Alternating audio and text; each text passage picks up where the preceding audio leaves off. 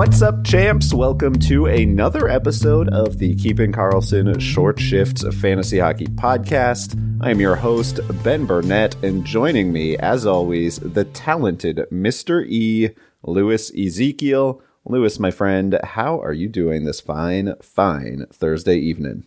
Oh, doing great. Thanks, bud. Appreciate it.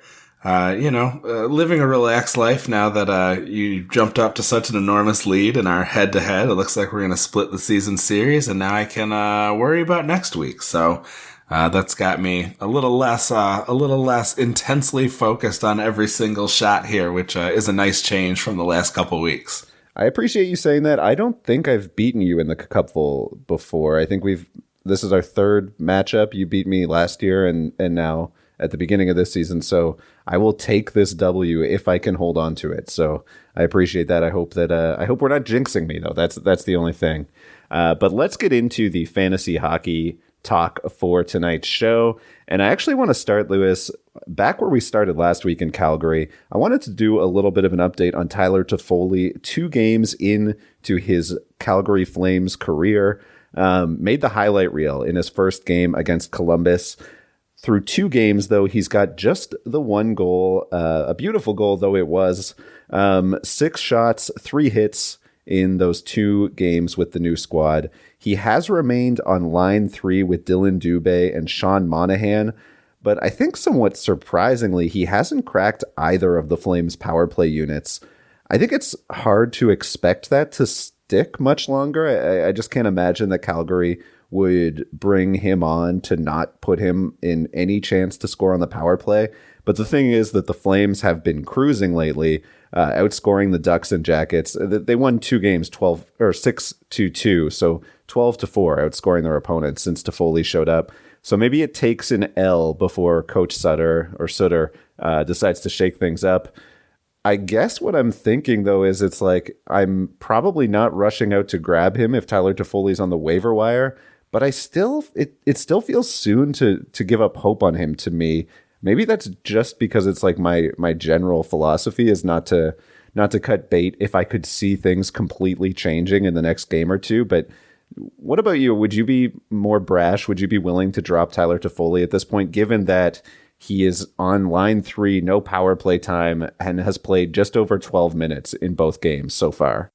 You know, I think that if you are in a position where you can wait a little bit, as long as you're not desperately trying to get every point that you can, I think it is wise, what you said, to sort of preach some patience here. I see that there definitely is opportunity to move up. I think that the people in front of him are not such an enormous obstacle that he's not going to be able to make it. And, what you said about, being on cruise control, I think is really spot on.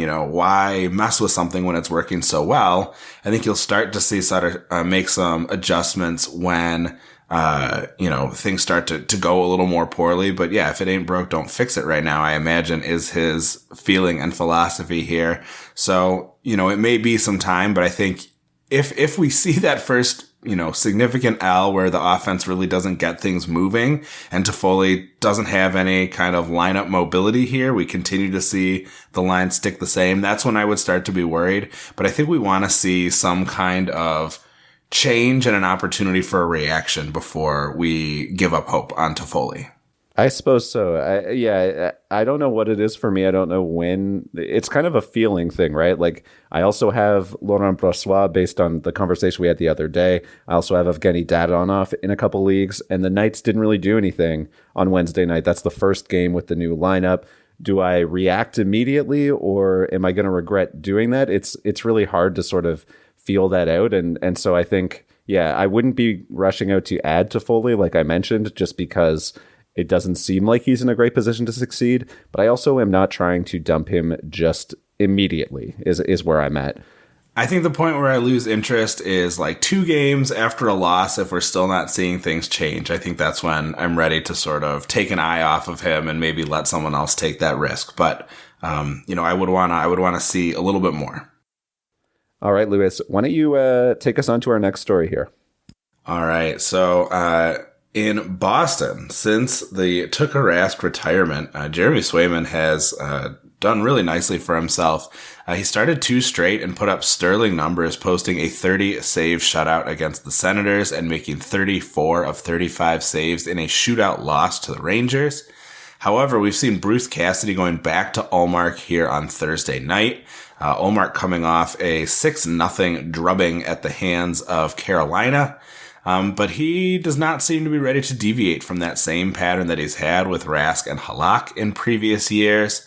So Swayman may continue to be the kind of goalie where he might get, 60% of the starts, maybe 55% of the starts, but they're likely to be quality. Remember, he was doing what he did with no Brad Marchand and no Patrice Bergeron. Bergeron back here on Thursday to provide a little help and support to Ullmark and maybe make his numbers look a little better. So lucky for him. He's also playing the Islanders, which I think helps and will probably, if Boston can pull out a victory, should, make things look like a little tighter of a race. But I was very impressed with what Swayman did. Swayman has done everything that has been asked of him and more, including getting, sent down to the AHL despite probably putting up the best numbers of the 3 goalies. And he, is a competitor. He'll keep going when he gets those opportunities. But unfortunately for the folks who ran out to grab Swayman, those opportunities may not be as frequent as we might have hoped. Yeah, I wouldn't even expect him necessarily to get 60. If he keeps on being amazing like he has been the last 2 games, then perhaps. But he's still so young. It's hard to trust this stretch. I don't know. It's I'm not ready to buy in, but I definitely would prefer Swayman to Ullmark at this point, which I think is kind of all you can really do with these Boston goalies is kind of just. Things are likely to change at a moment's notice. And I think that the ball is firmly in Swayman's court at this point. And I wouldn't be shocked if 2 weeks from now it was back and Ullmark was getting 2 out of every 3 starts. But that's kind of the life that you sign up for when you have a Boston goalie. Yeah, so there's one other place that we've sort of talked about it going back and forth a little more where that pattern seems to have ended. So maybe that'll give the Swayman owners hope, but we'll talk about St. Louis here in just a little bit. First, though, you wanted to give us an update on a key Detroit player. I mean, we would like Jakub Vrana to be a key Detroit player. I guess it's too soon to call him that, though, as we have yet to see him make his season debut. Jeff Blashill announced today that Vrana would be joining controlled contact practices, which is a really sterile way of saying, I guess, that he's rejoining some drills with the team. No timeline for return to game action yet. And it's likely that we don't have much to go off of until we start to see where he fits on practice lines over the next few weeks. But I just wanted to mention him because I think in deeper leagues or 12, 4, I think in 14-team leagues, it might be worth, if he's still out there, stashing him now, especially if you have that roster flexibility that you mentioned. Just might be a difference maker if he gets back in the lineup and gets some nice deployment in the back month or 2 of the season. So just kind of wanted to flag that for our listeners. Yeah, I like that. I think that's a good tip. And if you've got the room and if you've got the flexibility in terms of your playoff positioning and all that, yeah, I think that's a nice idea. He could, we saw in a very small sample size what he was able to do when he was unleashed in Detroit last year. And so if he's got anything similar in the tank, he could be a difference maker down the stretch. All right. Well, as promised, let's go ahead and talk a little bit of a St. Louis goalie update here. It really seems like Husso is taking over and the folks holding on to Binnington at this point are snoozing. Husso has started 8 of the last 9 games.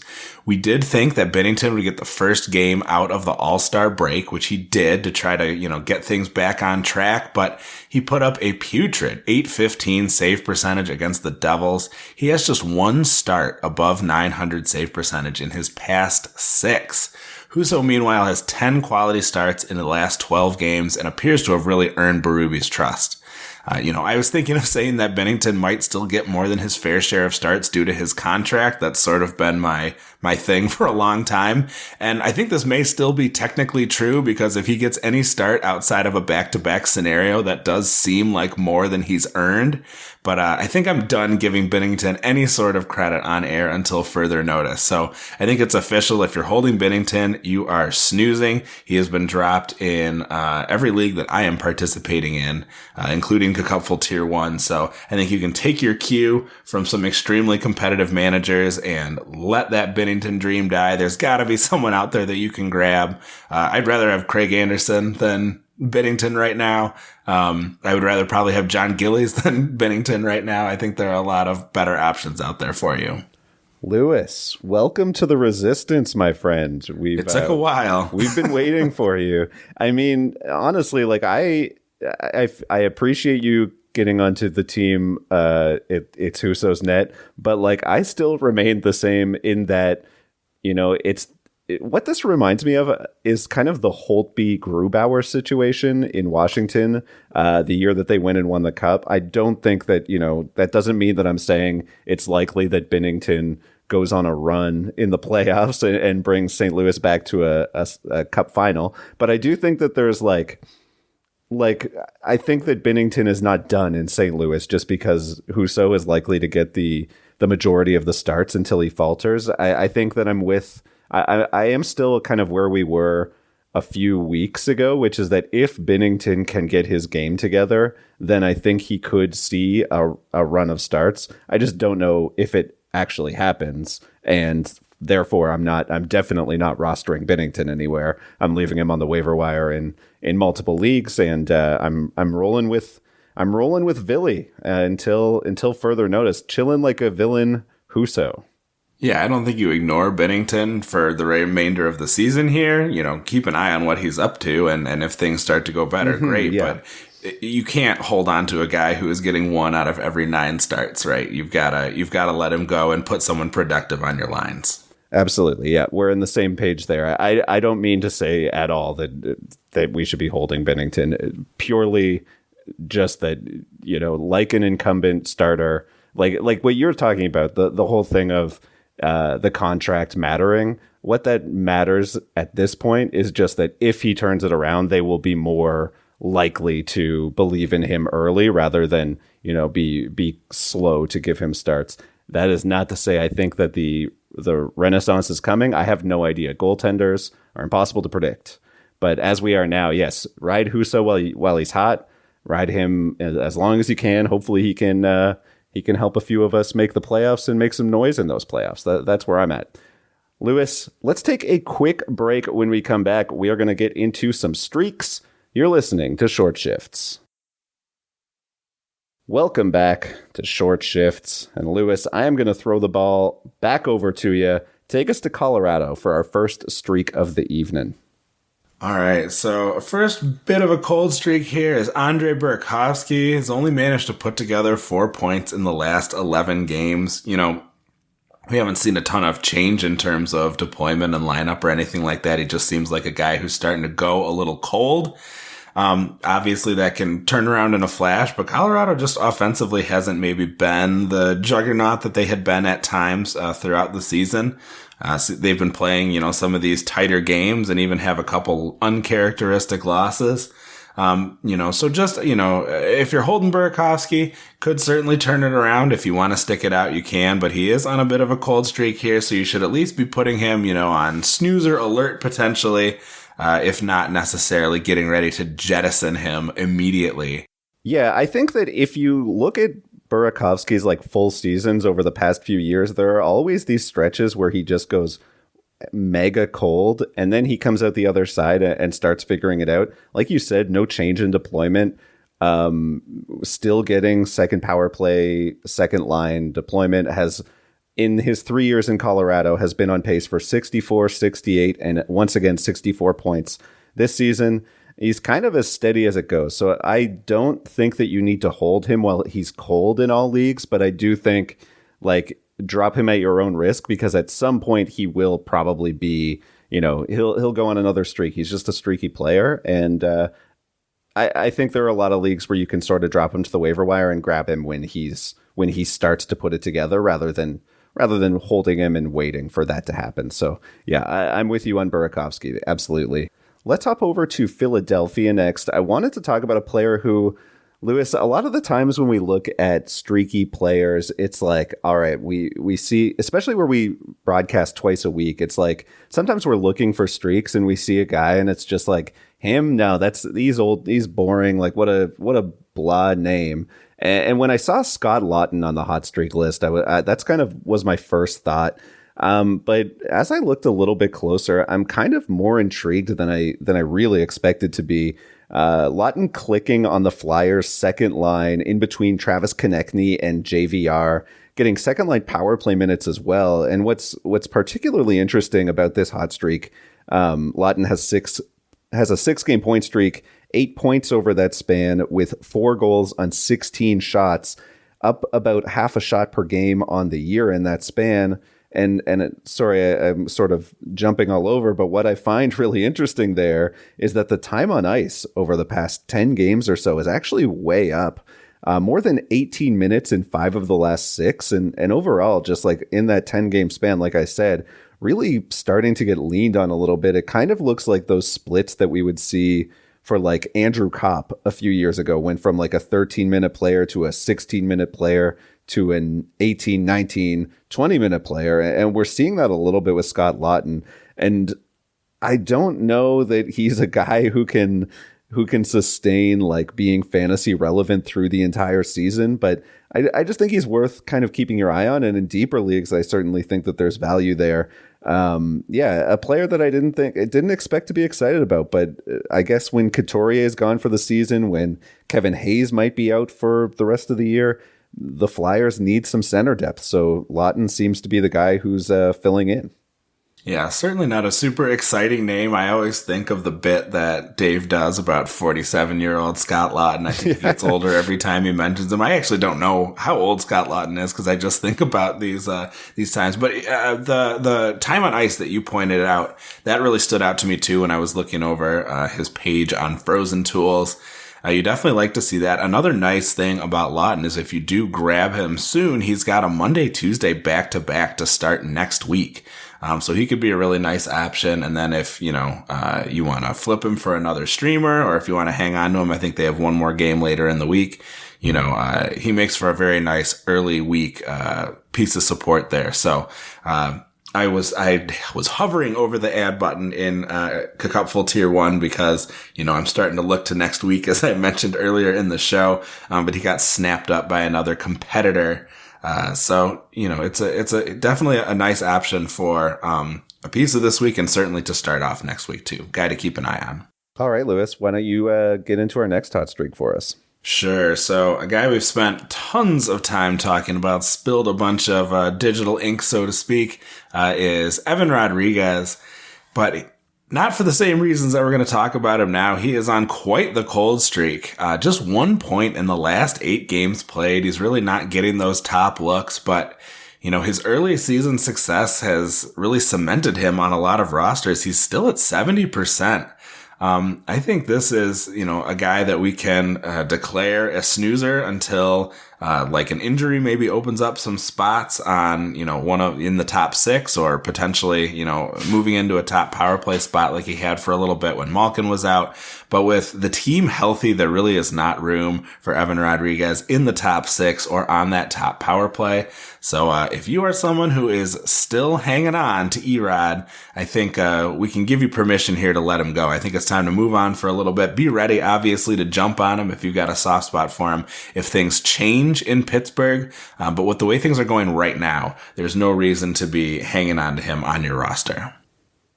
I'm with you on that one, Lewis. I think that's a good point. And I mean, when you look at his game log, I think he's got like no goals in his last 12. I'm starting to think this guy can't hit the Erod side of a barn.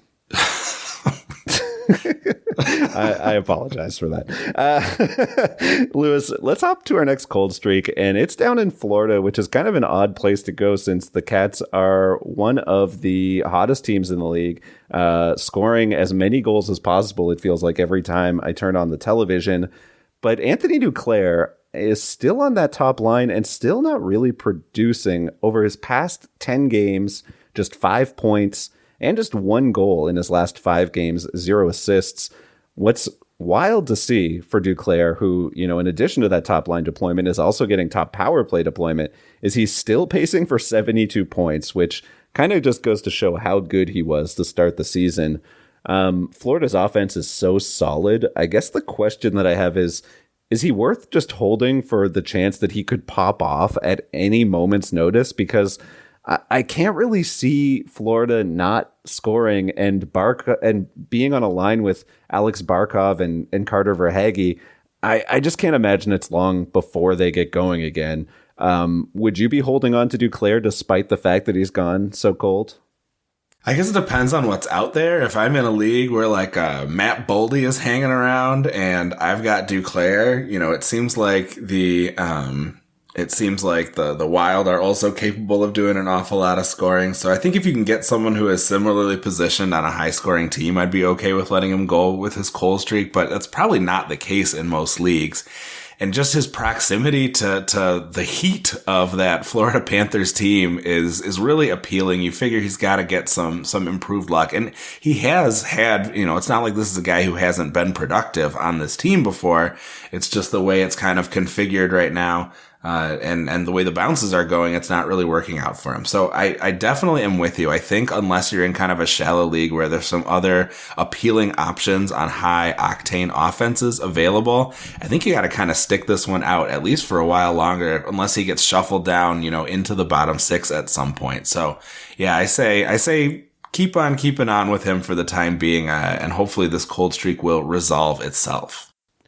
I agree with you in particular about the bottom, like in shallower leagues. I think that he's somebody who you can probably shuffle out just because, if you're in a 10-team league or whatever and Anthony Duclair hits the waiver wire, people aren't going to be going losing their minds. But if you're in a 14-team hyper competitive league, probably you see somebody get dropped who's a top power play guy on Florida, one of the better offensive teams in the league. I think that you're probably at risk of missing out. And I think that his opportunity there is very high. So I wouldn't be dropping him everywhere, but I agree with you that in shallower leagues, it's might be a chance to sort of shuffle around your lineup and see, play matchups a little bit, see how you could game some games played out of your schedule. Lewis, why don't you get us into our final streak of the evening?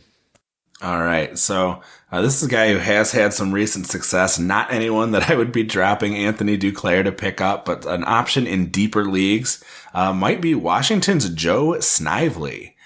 He's got 5 points in the last 4 games, including 2 goals and 1 assist in a match against Montreal. So Montreal caveats apply, but he got another one here on Thursday on that second power play unit.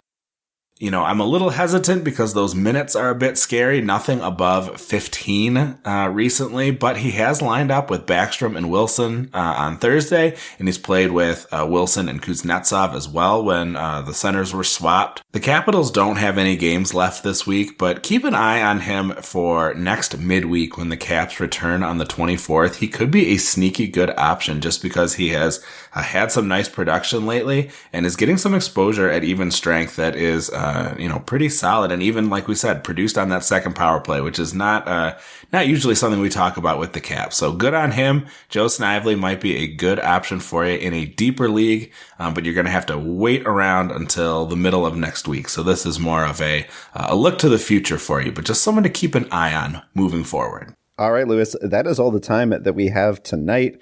For myself, Ben Burnett, I am signing off, and thank you guys for listening this week. And Lewis, thanks so much for hanging out with me. Hey, always a pleasure. Another week of fun in the books. Congratulations on your likely victory here, and if I jinxed it, all the better.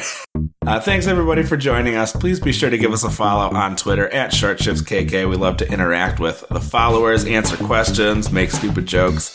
Brian and Elon can be found at Keeping Carlson, Dave Benton of the Stream Scheme at NHL Stream Scheme. Also recommend you follow at Game Day Lines, at Game Day Goalies, and at Game Day News for all of your up-to-the-minute info from Elon and super patron Shams. Visit the great sites where we research our episodes at Yahoo, Frozen Tools, and Natural Stat Trick. Our intro and outro music was created by Pat Roach, and until we see you next time, play smart and keep your shifts short.